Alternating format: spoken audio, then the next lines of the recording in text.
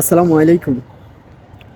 এখন ভারত যেই কাণ্ডগুলা করতেছে, যে তাণ্ডবগুলা করতেছে, এগুলা দেখে আপনাদের কোনোভাবে মনে হয় না যে ভারত এগুলো পূর্বের পরিকল্পনাভাবে করতেছে? কোনোভাবেই আপনাদের মনে হয় না যে এটা পূর্বের পরিকল্পনাভাবে করতেছে? অবশ্যই, অবশ্যই এটা পূর্বের পরিকল্পনাভাবে করতেছে। যেটা হচ্ছে যে ফ্যাসিবাদী সরকার ছিল ভারতের মেন হাতিয়ার। ফ্যাসিবাদী সরকার পতনের পর এখন ভারত টুনটাসা হয়ে পড়ছে। ভারত এখন দিশেহারা হয়ে পড়ছে।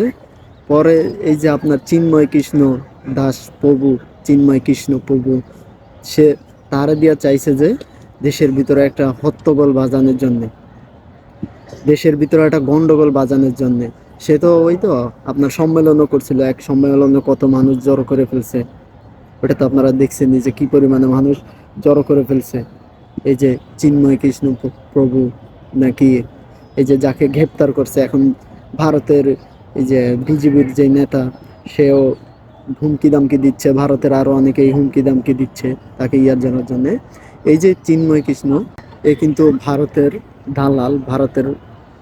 তো শুধু এই না, এরকম আরো অনেক দালাল আছে দেশের ভিতরে। আপনি এগুলো হচ্ছে যে আমাদেরকে এখন আরো সতর্ক হতে হবে যে এখন ফ্যাসিবাদী সরকার তো আর এখন রাজত্ব নাই ভারত। তো এই কারণে হচ্ছে যে তারা বিভিন্নভাবে গন্ডগোল বাজাইতে চাচ্ছে দেশের ভিতরে, দেশের মানুষের ভিতরে, যাতে মানুষের ভিতরে গন্ডগোল বাজে আর এর ভিতরে ভারত ভিতরে প্রবেশ করতে পারে।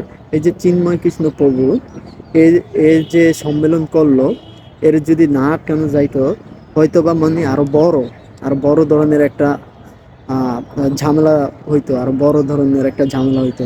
এই চিন্ময় কৃষ্ণ প্রভু এদের হিন্দুদের সাথে আর আমাদের মুসলিমদের সাথে যদি কোনো ঘোষণা দিত বিদাদন্দের, কিংবা না আপনার মারামারি, এরকম কোনো একটা ঘোষণা যদি দিত, তাহলে দেখতেন যে দেশের ভিতরে একটা হট্টগোল শুরু হয়ে যাইতো, দেশের ভিতরে দ্বন্দ্ব শুরু হয়ে যাইতো, বিভিন্ন মারামারি একটা শুরু হয়ে যেত।